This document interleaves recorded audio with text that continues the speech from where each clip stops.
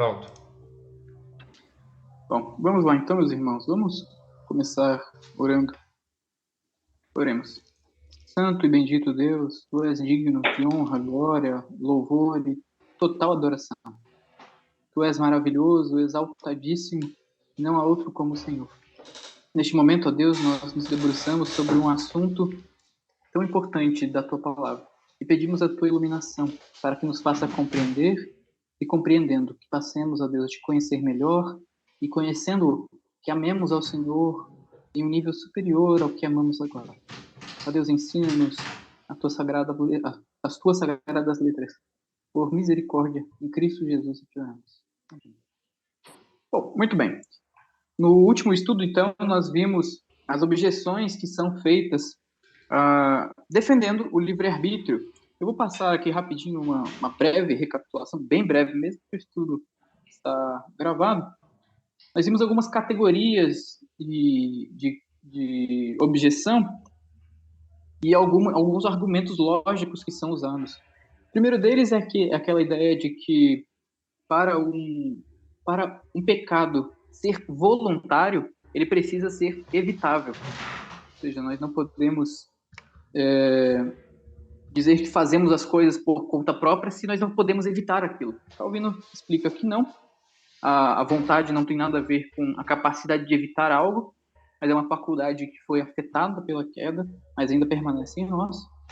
A segunda objeção é que, se não existe livre-arbítrio, não faz sentido haver castigo e galardão. E nós vimos rapidamente que, na verdade, não tem nada a ver com livre-arbítrio, a questão da punição e do galardão. A punição é nos dada porque Deus é justo. Nós fazemos o que queremos fazer e Deus nos retribui segundo as nossas obras. E o galardão, nós vimos, é uma recompensa pela graça de Deus. Nós até usamos aquele exemplo, né, de um pai que dá o dinheiro para o filho comprar o presente para ele, e depois recebe aquele presente e parabeniza o filho e dá algo em troca. Mas foi ele mesmo quem deu o dinheiro, foi ele mesmo quem providenciou todos os meios para aquele gesto. Assim é também com o galardão. A terceira objeção é que, se não temos a capacidade de escolher, todos deveriam ser bons ou maus. Ou seja, se o homem não pode escolher entre o bem e o mal, é a natureza que define, e todo mundo tem a mesma natureza pecaminosa, todo mundo deve ser mau. Mas não é isso que a gente vê. A resposta a isso é que o que distingue uma pessoa de outra nada mais é do que a eleição divina. Eu estou passando bem rápido porque nós já vimos, estamos errando. Quarta objeção. Se não temos escolha, são vãs e supérfluas as admoestações e justas e injustas as condenações. Para que serve Deus mandar a gente fazer algo que Ele sabe que nós não podemos cumprir? A resposta é que as Escrituras mostram que as ordens dadas dependem da graça para serem cumpridas, mas mesmo assim as pessoas são condenadas por não cumpri-las.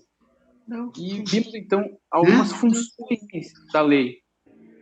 Nos ímpios, ela serve para condenar. Nos crentes, serve para despertar a consciência e levar ao crescimento em santidade. Passados esses argumentos, nós começamos a ver, então, as categorias de argumentações bíblicas, ou seja, os textos bíblicos que as pessoas pegam para tentar justificar o livre-arbítrio. Pegavam na época de Calvino e ainda fazem em nossos dias. E algumas categorias de textos são utilizadas. Primeiro, textos que falam sobre conversão, nos quais Deus parece dividir a responsabilidade da conversão entre ele e o homem. Nós vimos aí o caso de Zacarias 1, certo? Segunda categoria, passagens em que Deus faz promessas em um pacto de obediência do tipo: olha, se vocês obedecerem ao que eu estou mandando, vocês serão recompensados por isso, por isso. E dá a impressão de que o que Deus faz por nós depende da nossa atitude, da nossa escolha. Nós vimos aí as funções das promessas que Deus faz para a obediência também, certo? E, por fim, hoje nós vamos pegar daqui para frente a terceira categoria de passagens, antes de avaliar passagens específicas, que é a categoria de passagens nas quais Deus censura o povo que, por conta própria, não recebeu os benefícios do Senhor. Vamos a alguns textos para entendermos melhor isso. Peço que vocês fiquem com as Bíblias em mãos, quem puder, e a gente vai usar bastante. Presbítero Otávio, por gentileza, abre pra gente Números 13, 43. Felipe, abre pra gente, por gentileza, em Jeremias. Pode abrir em Jeremias 7, daí você já pula para Jeremias 19. Vamos ver alguns exemplos dessa terceira categoria de textos. Números 13, 43.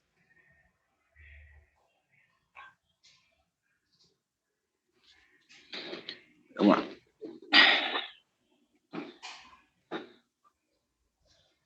Números 13, 43. Isso.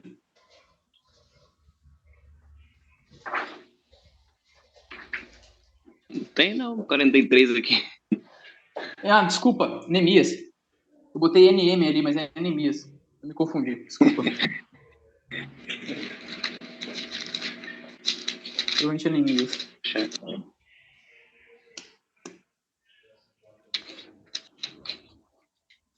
Eu posso ter errado não sei isso mesmo. Também não tem. Também não tem, não. Será que eu inverti? Bom, pula esse texto, não tem problema. Eu provavelmente anotei errado aqui. Lê pra gente. Provavelmente eu anotei errado. Lê pra gente Jeremias 7, do 13 ao 14, por favor, Felipe.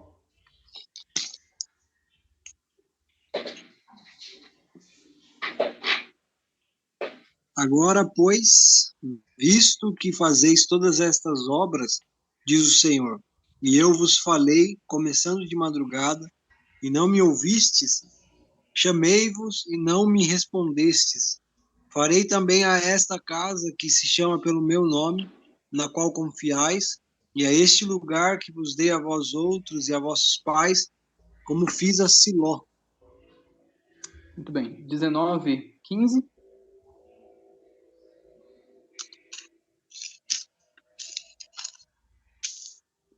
Assim diz o Senhor dos Exércitos, o Deus de Israel: eis que trarei sobre esta cidade e sobre todas as suas vilas todo o mal que pronunciei contra ela, porque endureceram a cerviz para não ouvirem as minhas palavras.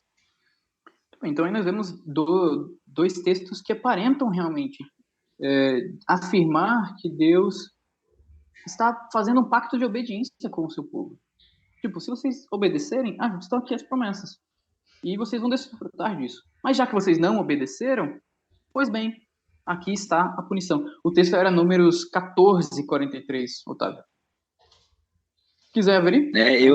Eu abri agora aqui em 14:43 para verificar isso mesmo. É 14. Acabei de ler aqui.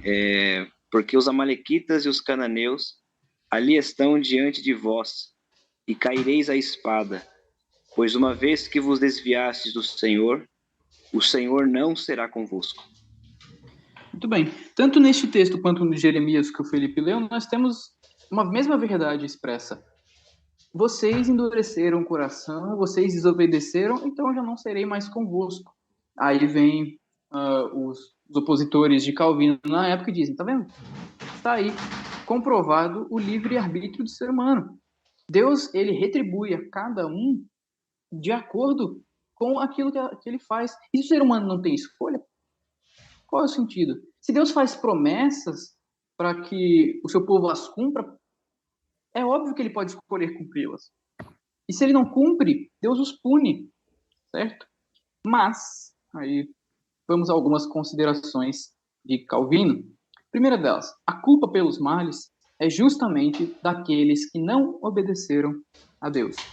Ou seja, as pessoas no nosso tempo de Calvino e no nosso tempo dizem, se nós não temos escolha, nós não temos culpa, certo?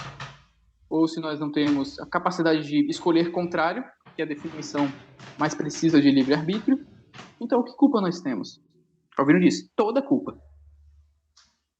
Na página 94 ele diz o seguinte, ora, se de qualquer culpa se mantêm incriminados, o Senhor não sem causa censura haver resultado de sua perversidade, que não sentissem o fruto de sua clemência. Respondam, portanto, se porventura podem negar que a causa de sua obstinação é por ser sua vontade depravada, rotundale. Se acham a fonte do mal dentro de si próprios, porque se extenuam a busca de causas estranhas para que assim não pareçam ser eles mesmos os autores da sua própria ruína? Calvino destaca que o mal está dentro da vontade do homem. Nós não somos inculpáveis. Como diz Paulo, nós somos indesculpáveis. Nós temos o conhecimento básico de Deus e nossa vontade nos leva para longe disso, inevitavelmente. O primeiro ponto então, que não. Deus, nesses textos, apesar de censurar o povo pelas suas escolhas más, não está afirmando que essa escolha foi livre, no sentido de poder escolher igualmente entre bem e mal. Mas este fato não anula a verdade de que a culpa pelo pecado é do homem. A segunda verdade é que o movimento contrário à desobediência, que é a obediência, sempre na Escritura é atribuído a Deus. E aqui eu mesmo abro o texto do Salmo 119, no qual o salmista nos mostra claramente que aquilo que é possível fazer de bom é Deus quem opera em nós. Não é a nossa livre escolha. Eu não vou ler do 33 ao 40, mas o 112, que já esclarece tudo. Diz assim o texto sagrado: Induzo o coração a guardar os teus decretos, para sempre, até o fim. Eu vou ter que ler o restante, perdão. 33 a 40. Ensina-me, Senhor, aí sim. Ensina-me, Senhor, o caminho dos teus decretos, e os seguirei até o fim. Dá-me entendimento e guardarei a tua lei. De todo o coração a cumprirei. Guia-me pela vereda dos teus mandamentos, pois nela me comprazo. Inclina-me o coração aos teus testemunhos e não a cobiça. Desvia os meus olhos para que não vejam a vaidade, e vivifica-me no teu caminho. Confirma a teu servo a tua promessa feita aos que te temem. Afasta de mim o opróbrio, que temo, porque os teus juízos são bons. Eis que tenho suspirado pelos teus preceitos. Vivifica-me por tua justiça. Aí sim, o verso 112 faz mais sentido. Induzo o coração a guardar os teus decretos, para sempre até o fim. O salmista diz que era ele que induzia o coração. Mas esse ato de induzir o coração até Deus, de levá-lo a desejar a palavra do Senhor, ele diz, vem do próprio Deus. É por isso que ele clama a Deus. Do versículo 33 ao 40, são inúmeros imperativos, no qual o salmista declara que se o Senhor não o ensinar, não der entendimento, não guiar pela vereda, não inclinar o coração aos testemunhos, não desviar os olhos dele mesmo, para que não veja vaidade, e etc, etc, ele não consegue fazer. O ponto, então, aqui esses textos que nos mostram que Deus pune as pessoas pelas más condutas delas e pelas más escolhas delas, não anulam a responsabilidade do homem. Aliás, não afirmam o livre-arbítrio. Mas isso não anula a responsabilidade delas. E também nos mostra que, quando Deus promete retribuir a obediência, esta própria obediência é fruto da graça de Deus. E a comprovação disso o salmista pede essa retidão a Deus. Ora, se ele pudesse fazer por conta própria, por que ele pediria? Não faz nenhum sentido. Terceiro, a ordem de Paulo assinala que nossa participação ativa na perseverança depende da recepção passiva da graça de Deus. Isso está lá em Filipenses 2, 12 a 13, que é aquele texto famoso que diz que ele opera em nós tanto o querer quanto o realizar. A pergunta aqui tudo bem, eu entendi. Nós somos culpados diante de Deus, porque nós queremos pecar, ok. Por outro lado, quando eu escolho algo bom, algo desejável, por exemplo, inclinar o meu coração à palavra de Deus, como o salmista diz que fazia, isso é fruto da graça de Deus. Entendi. Só que parece haver um problema aqui.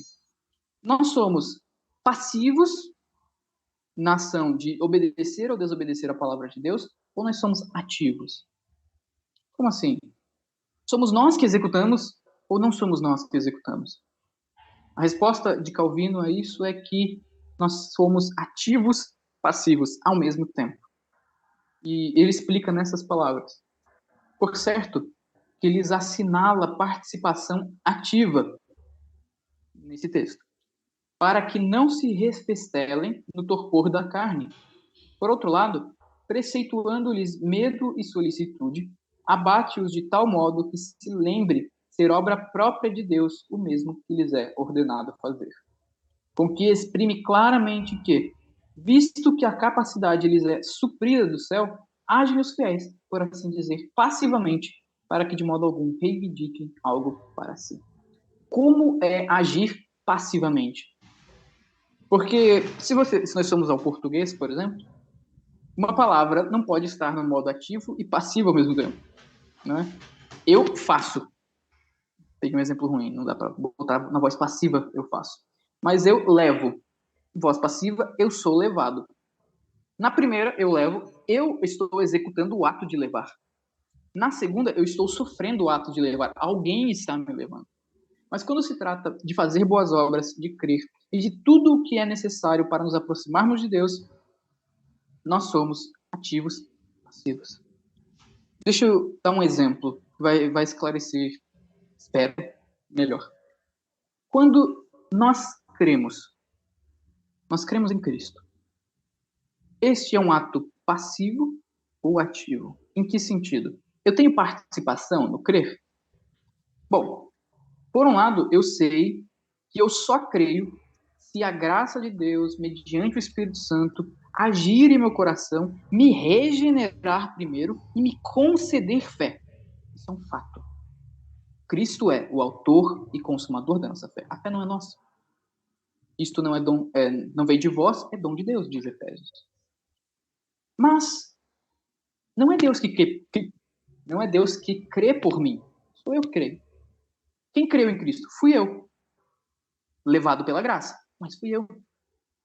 Quem confiou no Senhor? Fui eu. Eu tive fé. Deus não teve fé por mim, apesar de ter sido Ele quem gerou em mim a fé salvífica. O reverendo Augusto Nicodemos, ele usa uma ilustração muito boa, mas ele falando da eleição. Uma pessoa está andando em um caminho. Desculpa, gente. Desculpa. A pessoa está andando em um caminho, certo? E então ela vê uma porta escrito assim: vem, Deus te chama para esse caminho. E a pessoa vê aquela placa e fala: poxa, Deus está me chamando para caminho, eu vou. Toma a decisão e entra. Aí quando ela entra por essa porta, ela olha para cima do outro lado, do batente da porta em cima, está escrito: fui eu quem te trouxe. Assim é. Quando Deus nos chama, somos nós que vamos, somos nós que atendemos, mas nós só fazemos isso pela graça de Deus. O fato de existirem passagens na Escritura que nos falam que nós cremos, nós obedecemos, e que por causa da nossa obediência Deus nos recompensa ou nos pune, não anulam esta realidade. Nós somos culpados pelo pecado, de que nós somos, sim, levados pela graça de Deus a crer e a fazer boas obras, e que por isso nós somos ativos, porque nós agimos, mas também passivos, porque nós recebemos de Deus a graça, certo? Até aqui, meus irmãos, alguma dúvida, algum comentário, vocês podem ficar à vontade, que a gente sempre faz. Tem algum comentário, presbítero? Ou tá tranquilo? Eu vou mirar em você porque é o único que eu tô vendo na câmera, viu? Só ia perguntar para você qual que é o ponto aí que você tá falando, só para ver se eu acho aqui no livro também. Ah, sim. A terceira categoria de passagens nas quais Deus censura o povo. Deixa eu abrir aqui exatamente no tópico. Capítulo 5, tópico 11. Tópico 11? Isso. Não, mas beleza, já acho que daí. No finalzinho aí, quando ele cita Filipenses 12:13, ele explica essa questão de que nossa participação ativa depende da recepção passiva da graça de Deus. Bom, meus irmãos, então nós vimos essas três categorias de passagens. Passagens que falam sobre regeneração, salvação. Vimos que Não é porque Deus nos chama à salvação, à regeneração, que isso é um ato dividido, é Ele quem faz tudo. Vimos passagens nas quais, deixa eu ver a segunda categoria para não errar, faz promessas num pacto de obediência, e vimos também passagens nas quais Deus diz que vai punir o ser humano por ter escolhido mal, e também diz que vai receber os benefícios porque escolheu bem. Mas nada disso, como olhamos, anula o fato de que nós não temos livre-arbítrio e dependemos da graça de Deus para fazermos o que fazermos de bom. Tendo tratado isso, agora nós vamos a alguns textos particulares. E vocês vão ficar surpresos no meio. Então, Otávio, se você souber qual é o texto estranhíssimo que usam para respaldar o livre-arbítrio, tem um tópico aí no capítulo só sobre isso. Eu nunca pensei que eu veria alguém usando esse texto. Não fala não, porque o espanto vai ser engraçado. Mas vamos a alguns textos específicos, que eu acho que é onde nós temos mais dificuldade, certo? Texto conhecidíssimo que arminianos gostam de usar contra nós. Deuteronômio 30, do 11 ao 14. Na verdade, dá para ler até do 11 ao 15 sem problema algum. Se vocês estiverem com a Bíblia, por favor, abram. É um texto importante, certo?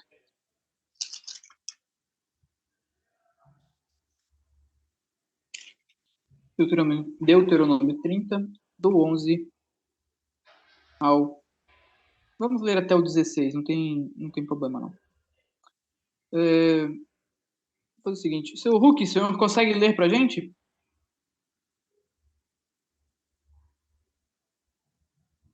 Maravilha. Repete, por favor. Deuteronômio 30, 11? Isso, 11 até o... Pode ler até o 16. Então, só um minutinho, por favor. Do 30, do 11 até o 16, né? 11 ao 16. Isso, pode ler até o 16.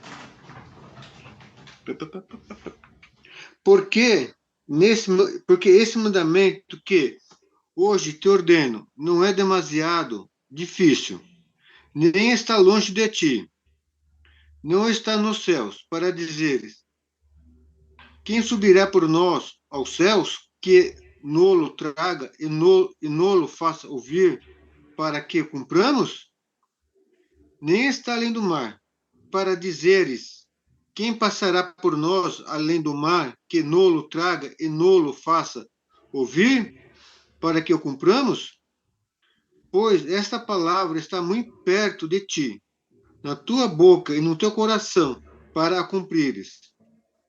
Vê que proponho hoje a vida e o bem, a morte e o mal. Se guardares o mandamento que hoje te ordeno, que ames o Senhor, teu Deus, andes nos seus caminhos, e guardes os seus mandamentos e os seus estatutos e os seus juízos, então viverá e multiplicarás, e o Senhor teu Deus abençoará na terra a qual passas para possuí-la. Excelente. Muito obrigado, seu Hulk. Que é isso? Obrigado a você. Esse texto está quase como uma pedra de tropeço, né, para muito, muito calvinista. Mas não é um texto tão monstruoso como nós vimos. Ele se encaixa em algumas categorias da qual nós já falamos. Mas qual é a dificuldade desse texto? São duas. Primeira, no versículo 11, Moisés diz assim: porque este mandamento que hoje te ordeno não é demasiadamente difícil, nem está longe de ti. Como assim? Se minha natureza é depravada, se Moisés achar, alguém poderia dizer, se Moisés achasse que minha natureza é depravada, por que ele diria que não é fácil, que não é difícil? Claro que é difícil cumprir isso aqui. Segunda dificuldade está no versículo 15, que diz assim: vê que proponho hoje a vida e o bem, a morte e o mal. Tá vendo? Algum arminiano pode dizer: Moisés deixa claro, nós temos escolha sim. Olha o que o texto está dizendo, ele propõe o bem e o mal. Moisés estava fazendo uma pegadinha com o povo? Se eu não posso escolher o bem, por que ele está propondo o bem para mim? Bom, nós já vimos algumas utilidades da lei. E uma das funções da lei é justamente nos acusar. Mas há um fator que Calvino destaca acerca desse texto que é espetacular. Eu vou pedir para vocês abrirem lá em Romanos 10, 5 a 8, mas antes de ler isso, vale ressaltar que o povo de Israel tinha tanta liberdade para escolher o bem, tanta liberdade, que no capítulo 31, no versículo 14, Deus já prevê a rebeldia de Israel. De fato, a proposta de bem e mal estava sendo dada a eles. Mas o próprio Deus já sabia que eles não iriam cumprir, porque não tinham capacidade para isso. Mas qual que é a função desse texto, então? Propor o bem e o mal, se eu não consigo escolher o bem. Melhor intérprete do que Armínio, melhor intérprete do que qualquer pessoa, inclusive Calvino, é o apóstolo Paulo. E olha o que ele diz acerca deste texto, lá em Romanos 10, do 5 a 8. Eu lerei para os irmãos. Diz assim: ora, Moisés escreveu que o homem que praticar a justiça decorrente da lei viverá por ela. Mas a justiça decorrente da fé assim diz. Daí ele cita o texto que nós lemos. Não perguntes em teu coração, quem subirá ao céu? Isto é, para trazer do alto a Cristo. Ou, quem descerá ao abismo? Isto é, para levantar Cristo dentre os mortos. Porém, quem se diz? A palavra está perto de ti, na tua boca e no teu coração. Isto é, a palavra da fé que pregamos. Então, quando Paulo ele interpreta o texto de Deuteronômio 30 à luz de Cristo, ele afirma que quando Moisés disse que a lei não está, que os mandamentos, os preceitos não estavam longe do povo e que não eram difíceis demais, ele estava se referindo à fé. Porque esta é a mensagem de Cristo. Olha o versículo 8. Isto é, a palavra da fé que pregamos. É a palavra da fé em Cristo Jesus que está perto do povo. É isso. Não a facilidade em conseguir cumprir a lei. E por que nós sabemos disso? Além do apóstolo Paulo estar nos explicando, evidentemente. É porque o povo nunca conseguiu guardar a lei. Esse texto, se Moisés estivesse dando ao povo um motivo para pensar que deveriam guardar a lei perfeitamente para serem salvos, Moisés estaria dando a eles um fardo absurdo. Não poderia ser cumprido. Não. Esse texto aqui, na verdade, aponta para a nossa necessidade de Cristo. A palavra estar perto de nós é justamente isso. A lei está em nosso coração. E por causa da lei que está em nosso coração, nós não conseguimos... nós conseguimos perceber o quão miseráveis nós somos. E então, nós cremos em Cristo. Nós cremos em Cristo. A palavra que não está longe nos céus e não está no profundo do mar é Cristo. É a palavra de fé. É isso que deve estar no nosso coração. E Calvino, então, conclui sobre esse texto o seguinte: logo, nada é mais certo do que Moisés haver compreendido com estas palavras o pacto da misericórdia que havia promulgado juntamente com as exigências da lei. Ora, havia também ensinado poucos versos antes, a saber, que nos é indispensável que o coração seja circuncidado pela mão de Deus, para que o amemos. Consequentemente, esta capacidade de que fala logo em seguida não a colocou no poder do homem, mas na assistência e proteção do Espírito Santo, que em nossa fraqueza leva a bom termo sua obra, poderosamente. Embora não se deva entender esta passagem simplesmente acerca dos preceitos, ao contrário, mais acerca das promessas do Evangelho, que, na verdade, em nós, não consolidam a capacidade de alcançar a justiça, mas totalmente a destroem. Este texto de Deuteronômio 30, portanto, segundo as palavras de Paulo, não falam que o homem tem capacidade de viver pela lei. É justamente o oposto. Ele nos mostra que mesmo tendo a lei perto de si, os preceitos sendo dados, o bem sendo proposto a cada um de nós pela lei perfeita de Deus, nós não conseguimos cumprir. E por isso, neste texto, nós temos um cintilar da promessa da misericórdia em Cristo Jesus. É por isso que Paulo diz: porém que se diz, a palavra está perto de ti, na tua boca e no teu coração, isto é, a palavra de fé que pregamos. Quando Moisés diz então aos israelitas: eu proponho o bem e o mal, não é porque eles tinham capacidade, mas é para que eles percebessem que eles não conseguiam cumprir as exigências da lei, viver pela lei, então se refugiarem na promessa de misericórdia na vinda do Messias. É por isso que eles faziam sacrifícios. É por isso que eles ofereciam tantos holocaustos e libações. Se eles pudessem viver pela lei, se eles pudessem acatar essa proposta que Moisés faz de dar a eles o bem, não precisaria nem de sacrifício. Certo? Alguma pergunta sobre esse texto?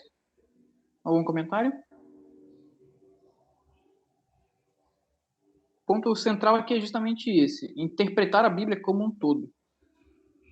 O capítulo 30 de Deuteronômio é citado literalmente por Romanos 10, por Paulo. Então nós temos que interpretar o capítulo 30 de Deuteronômio à luz do que Paulo fala, sempre. Certo? E ele fala que essas palavras aí não estão dizendo nada sobre conseguir cumprir a lei de Deus, muito pelo contrário, elas estão aludindo à promessa de misericórdia de Cristo Jesus. Vamos para outro texto. Oséias 5:15. Outro texto muitíssimo interessante também, que é menos comum citarem, mas eu já vi em alguns debates aí de internet da vida. Peço que os irmãos abram, se possível. Pedir. Se a Isadora tiver com Bíblia, puder ler.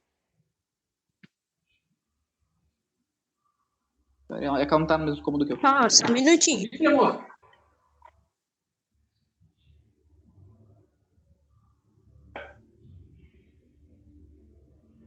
Eu acho que não.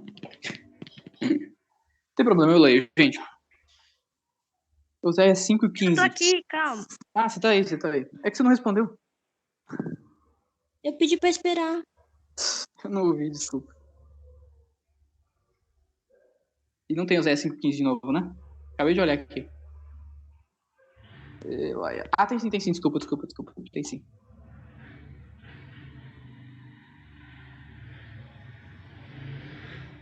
Cinco 15.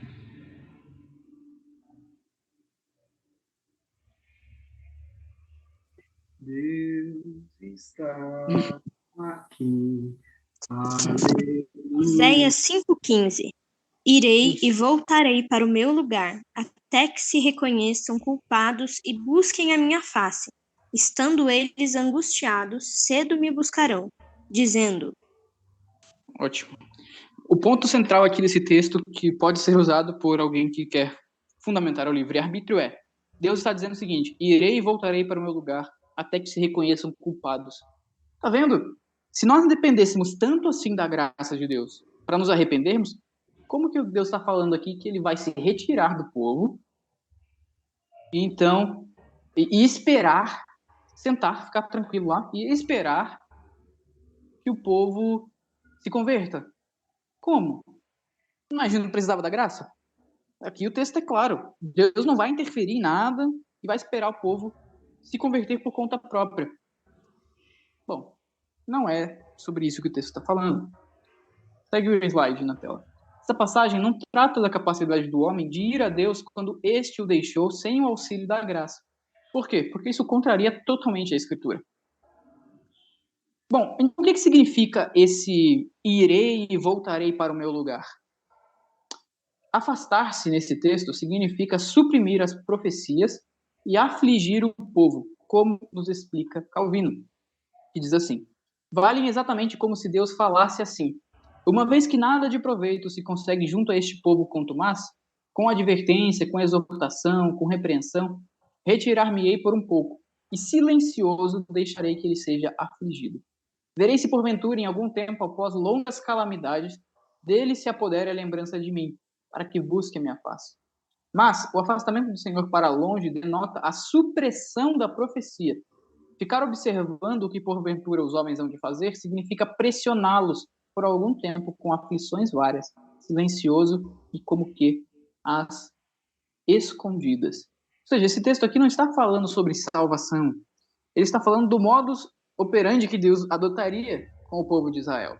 Esse afastar-se, portanto, não é como se Deus se tornasse o Deus do deísmo, que está lá a criação, ele só sustenta, mas não interfere em nada. Então, o homem aí, se quiser, se salva, se não quiser também, não é isso. O afastar-se nesse sentido é simplesmente suprimir a operação profética em Israel, como de fato aconteceu. Vocês olham a história de Israel e percebem que muitas vezes profetas se levantaram, e antes do exílio pipocaram profetas para tudo quanto é lado. Mas e depois do exílio? Quando Israel foi destruído, a quantidade ela diminui. Nós temos profetas durante o exílio? Temos. Nós temos, por exemplo, Daniel. Ele está, inclusive, lá na Babilônia. Mas é fato que todos os meios de graça que o Senhor concedeu ao seu povo no exílio, na destruição de Israel, foram suprimidos. Eles não tinham mais o templo, eles não tinham mais acesso à palavra, eles não tinham nada. Eles não tinham mais as festas, eles não tinham mais os sacrifícios, e a operação profética estava suprimida pelo Senhor. E isso acontece plenamente durante 400 anos com Israel. O período interbíblico é chamado o período de silêncio de Deus, onde Deus não manda nenhum profeta durante 400 anos, até que esse silêncio é quebrado por João Batista. Então, afastar-se aqui e observar, isso não tem nada a ver com vou deixar o homem por conta própria e se ele quiser ele vem. Não é isso.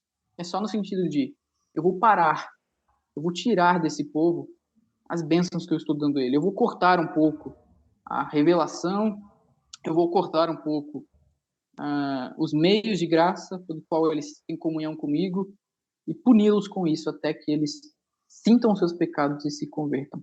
Mas isso sempre auxiliados pela graça.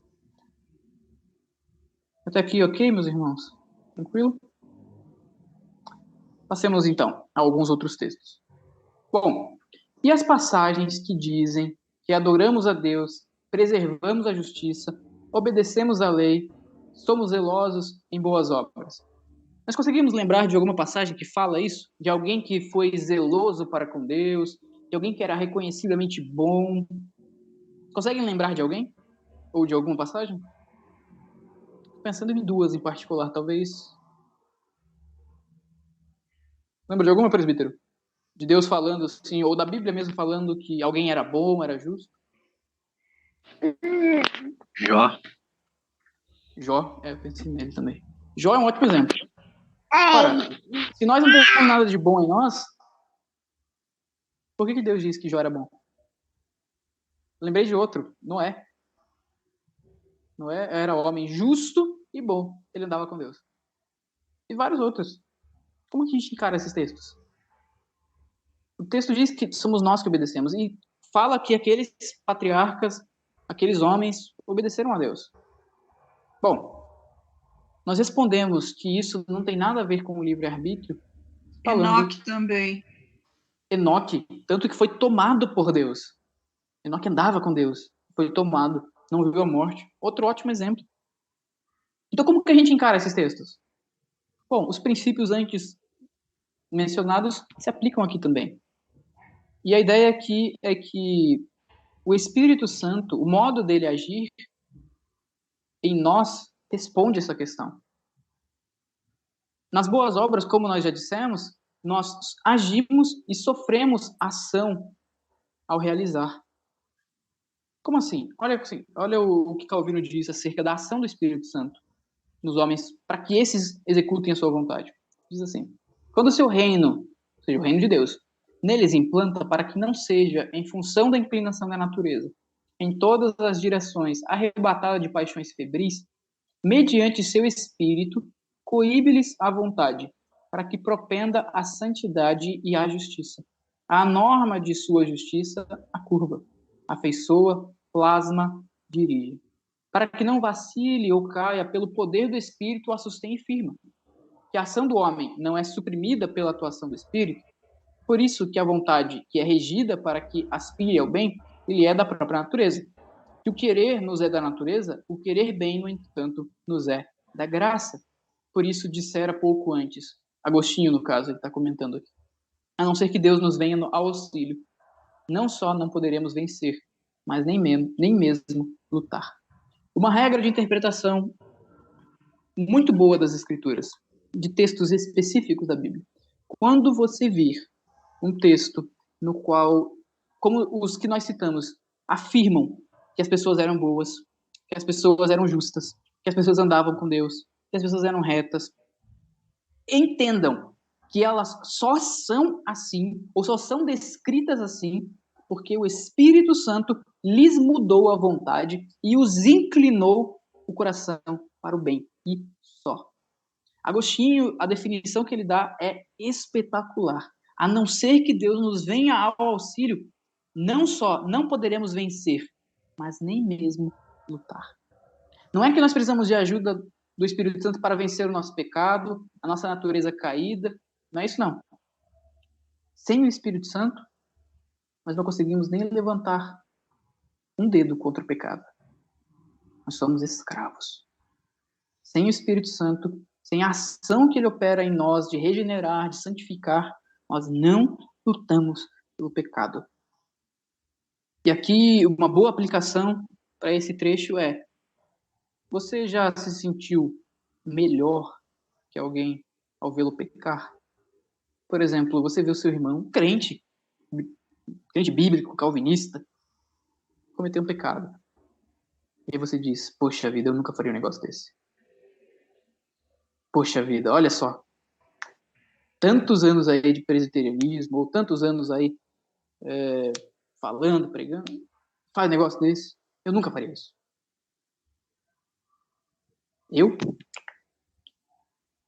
Eu acredito que se nós não dissemos isso, em algum momento nós pensamos. Ainda mais quando vemos pecados escandalosos em nosso meio. Mas por que nós fazemos isso? Porque nós nos esquecemos de todo o bem que nós praticamos. O ato de nós não cometermos um pecado escandaloso, ou qualquer pecado que seja, por causa da graça do Espírito. Não é por causa de nós. Não é a nossa ação. Sem o Espírito Santo, não é que nós não vencemos o pecado, que nós nem começamos a lutar contra ele.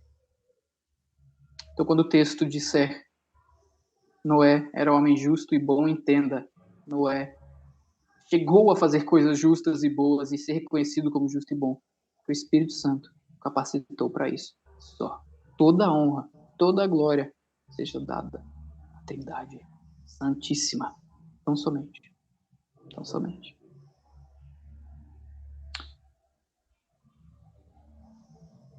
Ou seja, é Calvino diz, né? Aliás, vou completar o slide aí. Ou seja, agimos e queremos bem, mas porque a graça nos concedeu que assim fosse. Realmente as ações são nossas, mas porque, em primeiro lugar, porque nosso é, por sua benignidade, tudo quanto ele opera em nós, uma vez que compreendamos que não procedem de nós. Em segundo lugar, visto que nossa é a mente, nossa é a vontade, nosso esforço, que são por ele dirigidos para o bem. São nossas as boas obras? Claro, Deus não faz elas por nós, mas só são nossas, porque nos foram dadas pelo Santíssimo Deus. Próximo texto. Deixa eu ver que oração aqui pra gente. Tá. Temos um tempinho. Gênesis 4, 7. Deixa eu ver se tem alguém que não leu. Mala, não sei se você tá conseguindo ler. Se estiver ocupado aí com a Maria Júlia, não precisa, tá?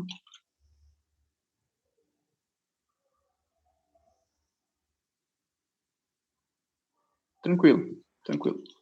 Gênesis 4, 7, eu leio. Se alguém puder... Sem problemas. Se vocês puderem, abram a Bíblia de vocês. Fiquem aí com o texto. Outro texto também muito citado, viu? Pelos arminianos. É o texto onde Deus ele confronta Caim, porque Caim estava irritado com seu irmão Abel e queria matá-lo. Diz assim a Sagrada Escritura. Vou ler desde o 6, tá? Gênesis 4, 6. Então lhe disse o Senhor: por que andas irado e por que descaiu o teu semblante? Se procederes bem, não é certo que serás aceito? Se todavia procederes mal, eis que o pecado jaz à porta. O seu desejo será contra ti, mas a ti cumpre dominá-lo. O arminiano olha isso aqui e diz: tá vendo? Deus estava dizendo para Caim que era dever dele dominar o pecado. Deus estava dizendo para Caim que ele deveria fazer isso e não seguir o desejo pecaminoso do seu coração. Ele deveria resistir. Ora, se nós não temos como resistir, por que Deus mandaria Caim fazer isso? É claro que ele tinha como resistir. Se Caim, depois da queda, tinha como resistir, nós também temos. Então é óbvio que nós temos livre arbítrio. Mas nós temos duas respostas possíveis para essa questão. para esse texto. A primeira delas é a mais complicada e que não vale tanto a pena a gente ficar batendo nessa tecla, porque é uma questão de tradução.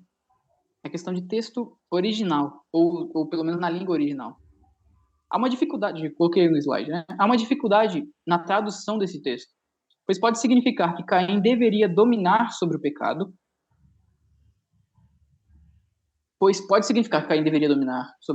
pode significar que era uma promessa de que Caim dominaria sobre seu irmão, o que fica evidente nas distinções entre as traduções a seguir. Ou seja, tem uma dificuldade de entender aí, antes de eu passar para as distinções,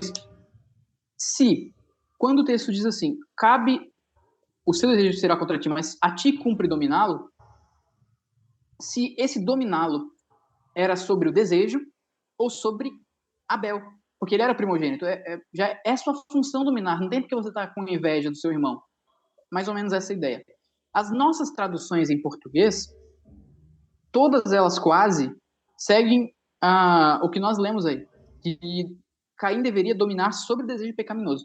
Vamos olhar aqui a distinção que eu coloquei. Olhem como está escrito na Almeida Revista Atualizada, que é a versão na qual nós lemos. Se procederes bem, não é certo que será aceito. Se todavia procederes mal, eis que o pecado já as aporta. Seu desejo será contra ti, mas a ti cumpre dominá-lo. A única versão em português que eu achei que dá outra ideia para esse texto, ou parece dar outra ideia, foi a Almeida Antiga, que é a edição de 1848. E olha o que ela diz. Está até escrito aí com 2 L's, algumas coisas. Não é porque eu errei, não. É porque ela está escrito assim mesmo. O português era assim na época. Lembre-se que faz aí mais de 100 anos essa tradução. Diz assim, não haverá exaltação se bem fizeres, e se não fizeres o bem, o pecado está deitando à porta, cujo desejo é para ti. E dele se ensenhorearás. Dele quem? Do pecado ou de Abel? Porque pode ser os dois. E aí a tradução de Calvino, ele entende como se esse texto estivesse dizendo que cabe a Caim, ou caberia a Caim dominar sobre o seu irmão, porque ele era primogênito, não tinha por que ter inveja do seu irmão. Calvino traduz assim, sob ti está o desejo, e tu dominarás sobre ele, Abel. É como se Deus estivesse prometendo, olha, por que está caído o seu semblante? Não precisa. Você não foi aceito? Tudo bem, age bem, seja justo. Então você vai dominar sobre o seu irmão naturalmente, você é o primogênito.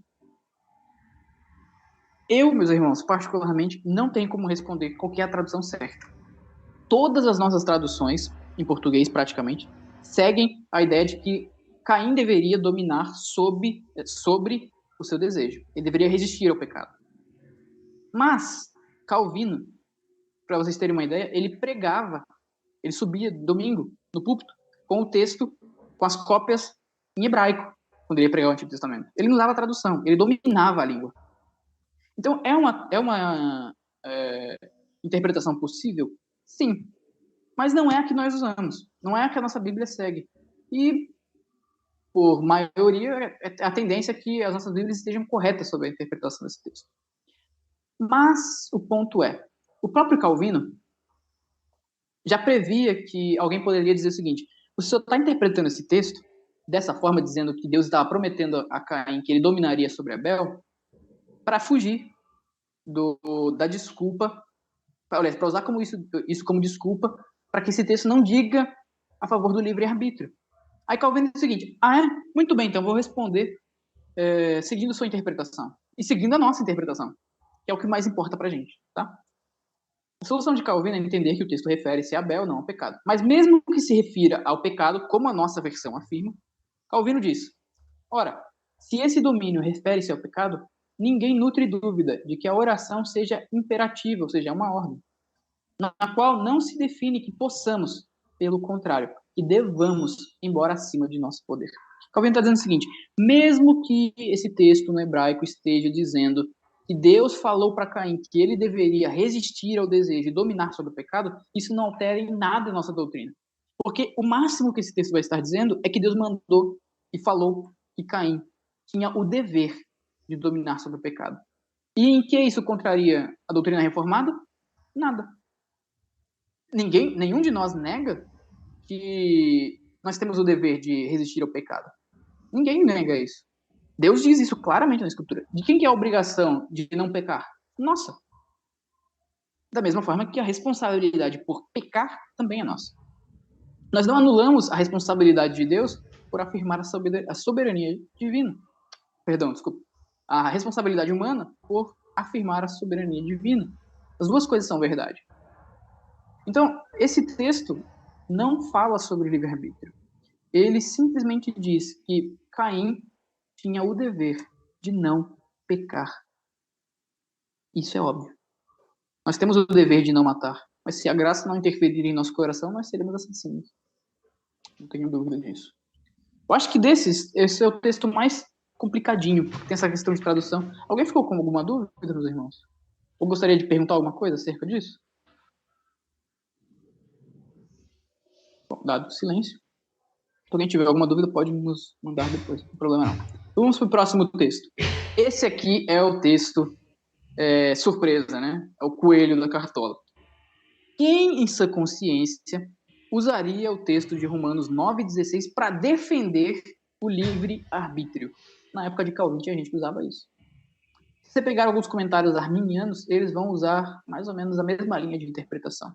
Para quem não se lembra, o texto de Romanos 9 diz assim: pois não depende do que quer, nem do que corre, mas de Deus usar de misericórdia. Para nós, esse é um texto chave para entendermos a doutrina da eleição e da própria salvação.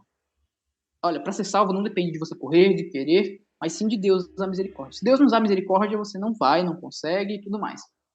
Só que no tempo de Calvino e também no nosso, alguns podem pegar esse texto e dizer o seguinte: Paulo diz assim, não depende do que quer, nem do que corre. Logo, existe no ser humano a vontade de fazer o bem, a vontade de obedecer e também a capacidade de agir por conta própria. E esse texto, então, está dizendo o seguinte: olha, não depende de você querer ou correr apenas, mas Deus precisa te auxiliar com a sua misericórdia. Percebem a diferença? Na interpretação calvinista, monergista, Deus age. Nós não conseguimos querer, nós não conseguimos correr. Ou seja, nós não conseguimos desejar e nem agir. Na outra interpretação, a glória está dividida. Nós conseguimos querer, nós conseguimos agir. Mas não o suficiente, então Deus precisa dar uma ajudinha. Mas no final das contas, de quem é a glória pela salvação? Do homem e de Deus. Do homem porque quis e correu. Mas como ele não conseguia chegar, então também a gente glorifica a Deus porque ele deu um pouquinho de misericórdia pra gente, então a gente é salvo. Essa é a ideia da interpretação deles. Só que Calvino responde o seguinte: longe de nós esses pequenos casuísmos, ou seja, esses pequenos detalhes que eles dizem. Não é do que quer nem do que corre, logo há alguma vontade, há alguma corrida.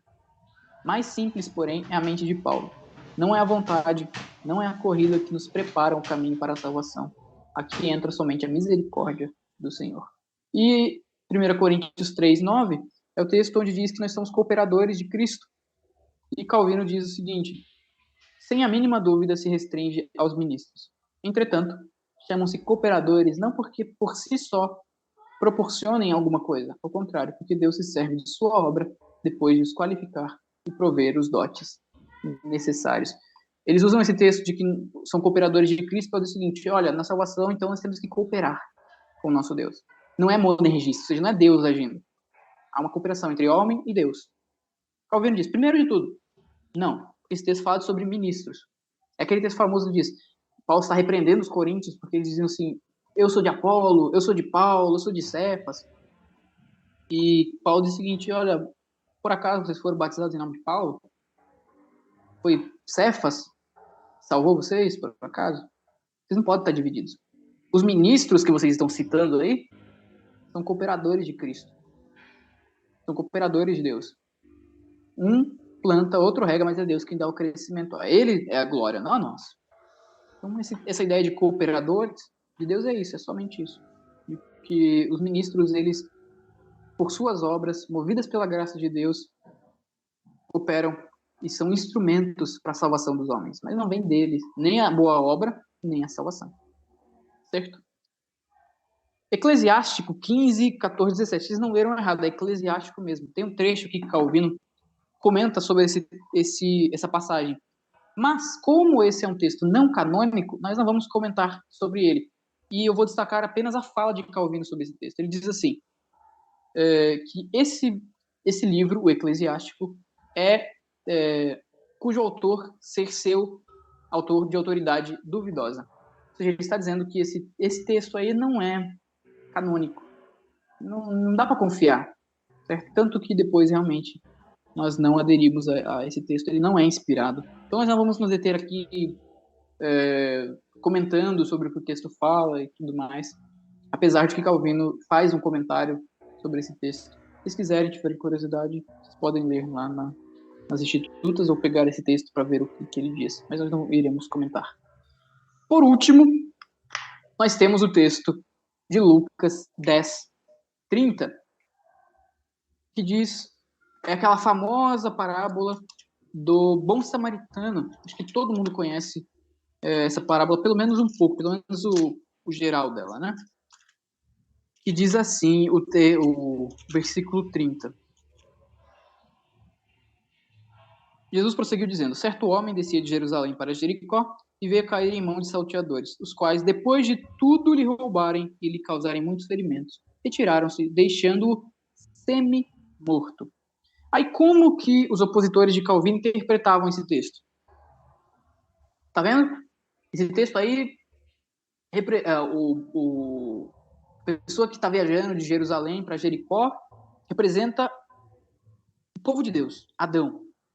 E quando ele cai na mão dos salteadores, o texto diz, Jesus Cristo diz, que ele é deixado semi-morto. Ele não morreu, não. Ele ainda respira. Ele ainda está vivo. E o bom samaritano representa, então, Cristo, que vem ajudar esse semi-morto, mas não está morto. Ou seja, baseado nesse texto, nós podemos afirmar que o homem na queda não morreu, não está morto.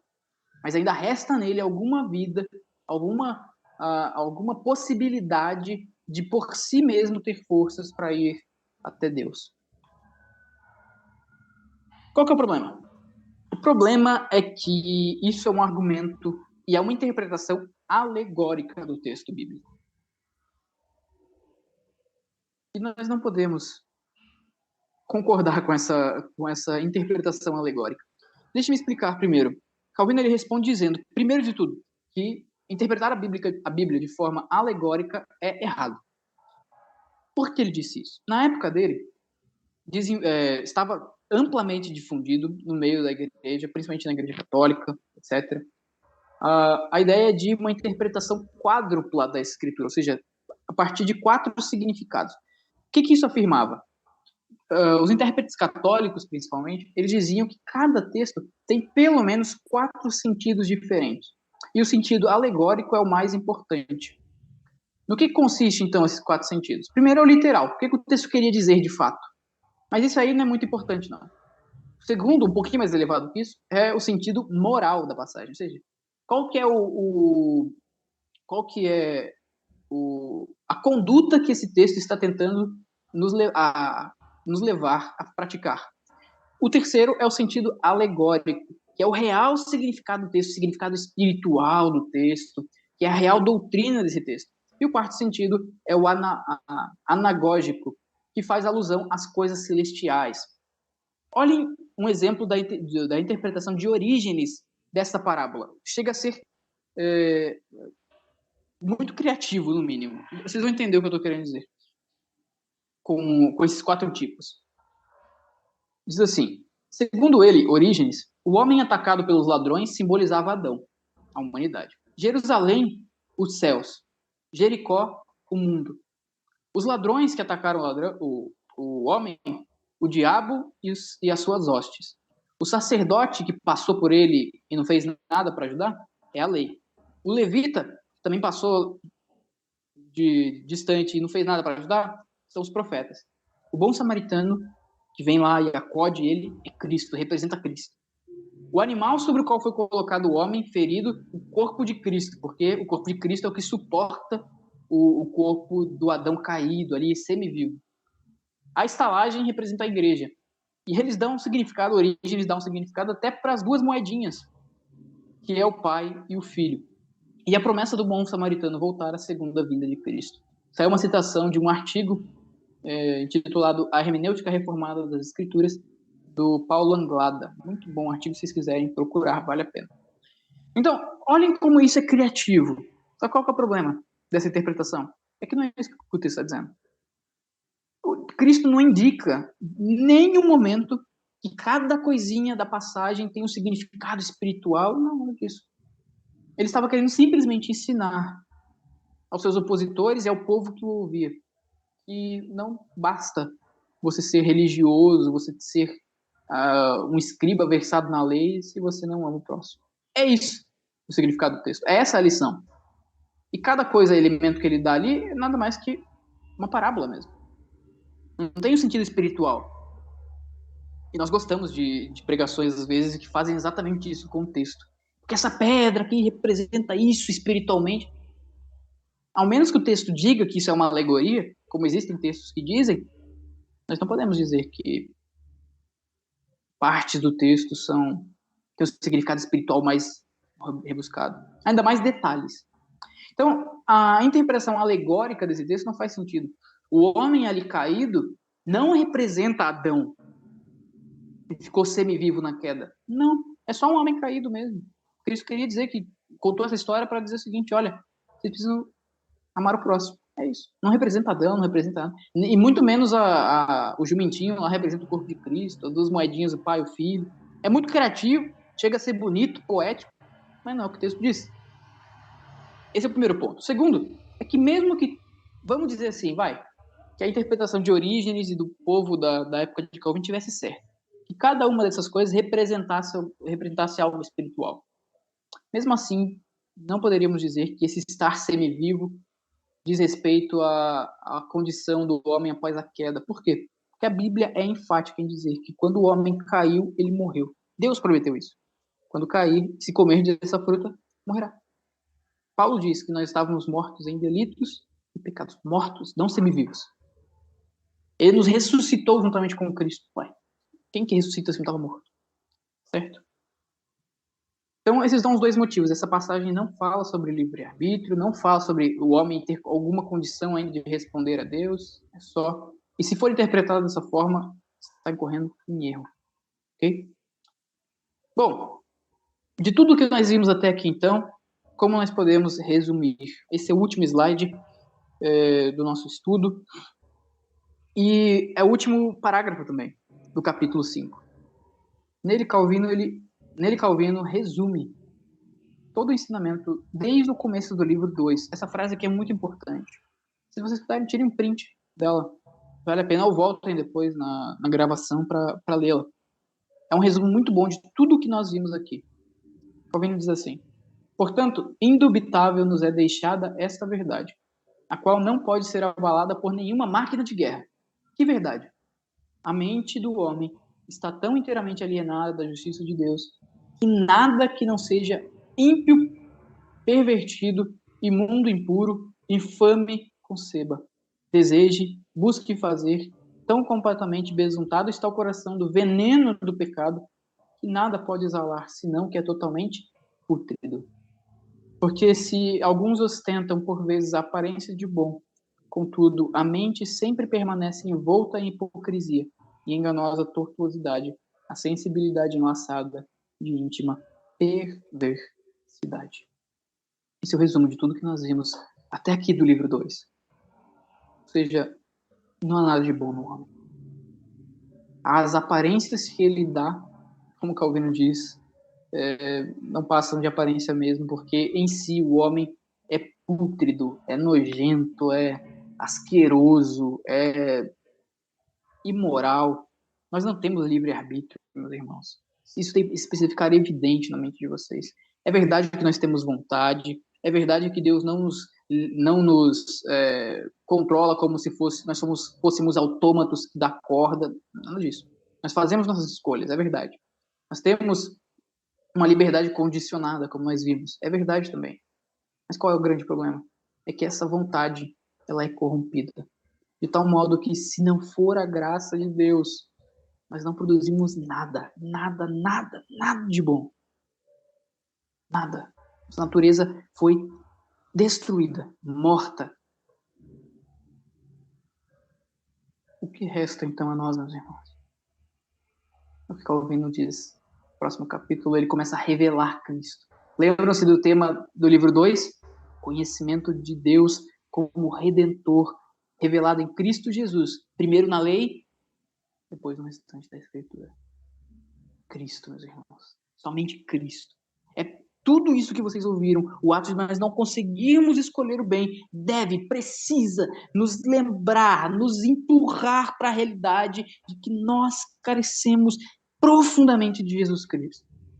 Só é a única coisa que nós temos. Não é a melhor coisa que nós temos a fazer. É o único caminho a tomar. Cristo, Cristo, Cristo. E é isso que nós veremos no nosso próximo estudo. Ao homem, nesse estado aqui, de não conseguir escolher o bem, resta ir a Jesus Cristo. Algum comentário, meus irmãos? Uma pergunta? Acho que eu passei o tempo? Acho que eu passei 5 minutos. Mas tudo bem. Bom, se nós não temos mais nenhuma pergunta, nenhum comentário, nós iremos então encerrar esse momento com uma oração. Pedir para o nosso presidente da UMP, Luiz Felipe, se possível, fazer essa oração final para a gente. Sim. Por favor. Senhor nosso Deus, nosso Pai Celestial, somos gratos a Ti, Senhor, pelo privilégio que o Senhor nos concedeu de termos acesso à Tua Palavra e também acesso, Senhor, a recursos que nos auxiliam na leitura e na interpretação da Tua Palavra, Senhor. Pela vida de homens que o Senhor levantou no passado e ainda levanta hoje para compreenderem a Tua Palavra e para nos ensinarem, nos explicarem. E Te louvamos pela vida de Calvino, por essa obra que ele deixou. E Te agradecemos também pela vida do Eliezer, que estudou as obras de Calvino e tem estudado e tem nos ensinado, Senhor. Te louvamos por tudo isso, pois com isso nós queremos conhecer mais a Ti e conhecer melhor a Tua Palavra, para que nós o amemos mais e o conheçamos melhor e Te obedeçamos mais, Senhor, pois o Senhor é digno de todo nosso amor, toda a nossa atenção, digno do nosso interesse, Senhor, mais elevado. Portanto, obrigado e pedimos que o Senhor continue abençoando a vida do Eliezer, abençoe os seus estudos, abençoe no seminário e em todas as áreas da vida dele, que o Senhor o abençoe e o guarde, Senhor. E somos muito gratos a Ti por todo o empenho que ele tem feito nesses estudos, Senhor. Pedimos que o Senhor abençoe a todos nós que estamos aqui, que participamos, aqueles que não puderam participar. O Senhor abençoe a todos de acordo com a Tua vontade. E rogamos também por toda a nossa igreja, Senhor, que o Senhor abençoe nossa liderança, o reverendo Ederson e a sua família, também o reverendo Jefferson e toda a sua família e todos os nossos presbíteros, os diáconos e toda a nossa igreja, Senhor. Rogamos que o Senhor abençoe cada membro, cada departamento, os visitantes, os catecúmenos, todos, Senhor. Que o Senhor continue abençoando essa igreja, Senhor, fazendo, Senhor, com que o Teu nome seja glorificado através dela, Senhor. Nós pedimos que fique conosco no restante desse dia e nos ajude, Senhor, a continuar vivendo para a glória do Senhor. Oramos a Ti em nome do Teu Filho Jesus Cristo. Amém. Amém, Senhor. Meus irmãos, muito obrigado mais uma vez pela presença aí de vocês. Presença especialíssima da Cecília. Me tirou do foco aquela hora, rapaz. Eu olhei assim, eu só olha a Cecília olhando assim. O que você tá falando, né? Por isso que eu liguei. Meus irmãos, que Deus os abençoe ricamente. Muito obrigado aí mais uma vez pela presença.